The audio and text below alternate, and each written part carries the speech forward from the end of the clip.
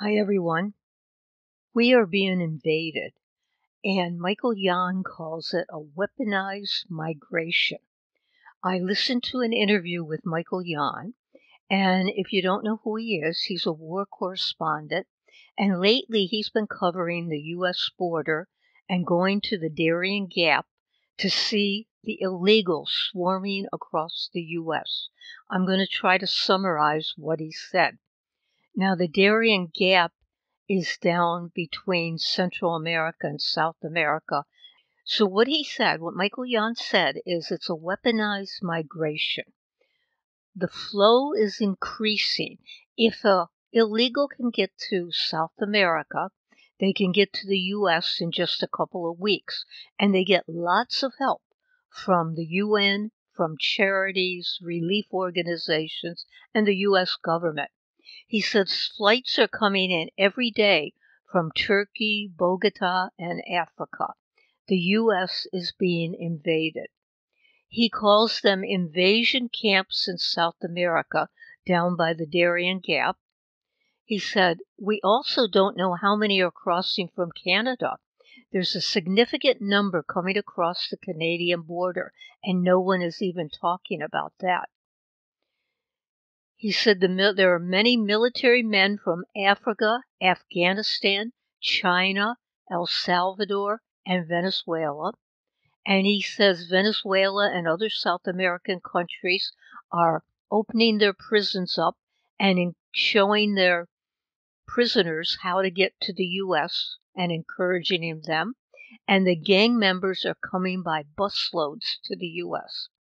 He also said Iranians fly to Venezuela and get new passports and easily enter the U.S.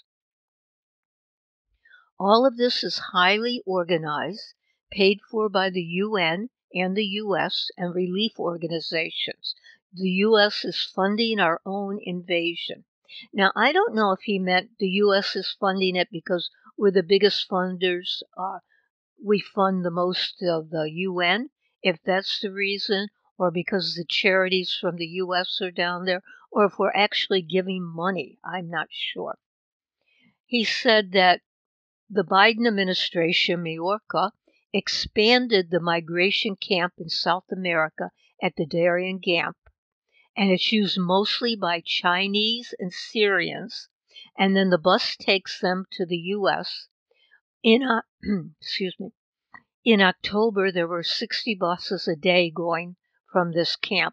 Now there are 200 a day. He says the camps are increasing, the numbers and the size. He feels like we're in a war and the government is not on our side. So that pretty much sums up what Michael Yon said and what most of us really know. But to keep on going, what are the ramifications of all the illegals flooding our country? Well, for one thing, crime. In the sanctuary cities, crime is really rampant with the illegals. And then it's expanding then to the whole state, the whole sanctuary state. And you can bet it's going to expand to the other states very soon. We've got tax money going to the care of illegals. They're overwhelming the healthcare system, the hospitals, the schools, the welfare, housing.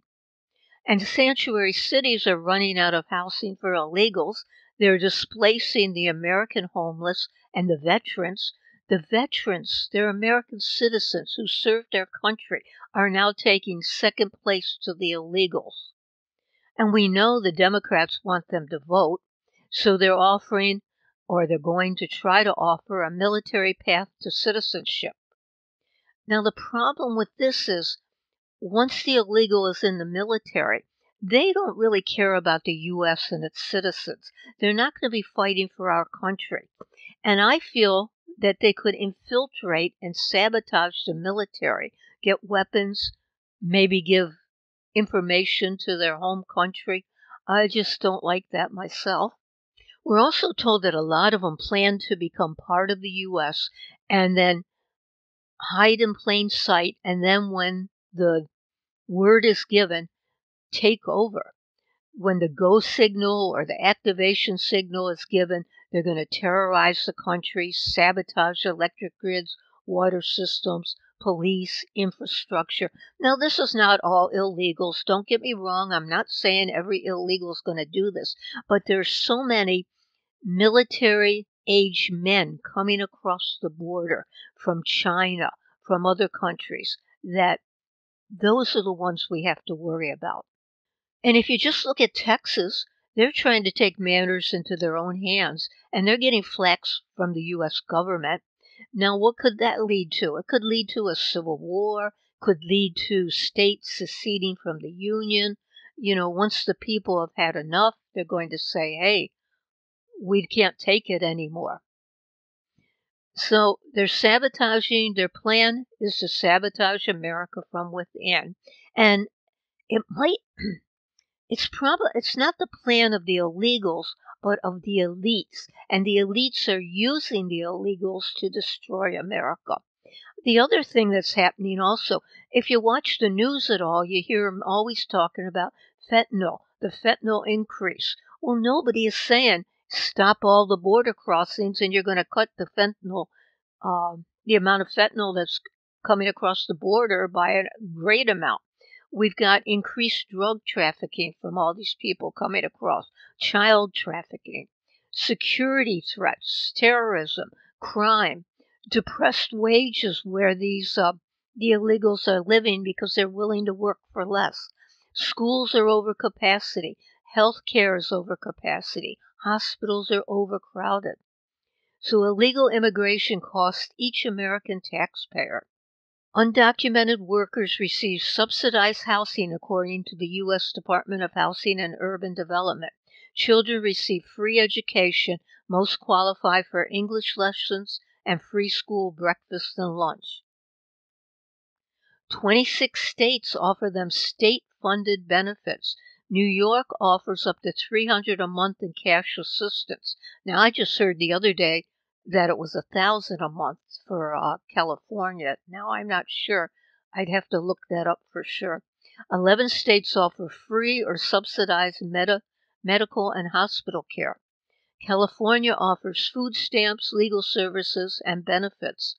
Gavin Newsom recently asked for an extra $50 million from lawmakers to serve the state's illegal immigrant population. So we've got criminals from South America, military Chinese men, military men coming, Chinese, Afghanistan, other countries. We've got the U.S. funding them. So what can we do? Well, there's probably not a lot we can do there, but we can protect ourselves by being alert, paying attention to our environment, and get a method to protect yourself from anything that might happen. I don't think writing your congressman is going to help at all. You can vote accordingly, but I don't think that's going to help because it hasn't. So prepare for terrorism by stocking food and water, increasing your security, having medical supplies on hand, and just prep so you don't have to go out. Now, I did want to go over here and read something for you. This is the National Pulse, and it says, Democrat Senator Murphy, now he's from Connecticut, illegal aliens are the people Democrats care the most about. He said, undocumented Americans are the people whom Democrats care about most. He made these comments during a discussion with MSNBC's Chris Hayes, who noted that unlike in the past, Democrats didn't push for a path to citizenship. He says it failed for 20 years. So you're right, there's been a strategy for 30 years, maybe more, and it's failed to deliver. For the people we care about most, the undocumented Americans that are in this country. So that just tells you right now what the Democrats think. They don't care about you. They don't care about me. They care about the illegals more than anything else. So take care, take heed, and watch your surroundings. Be alert and get prepared. So thanks for watching. If you haven't subscribed, please subscribe and leave a comment. Thank you very much.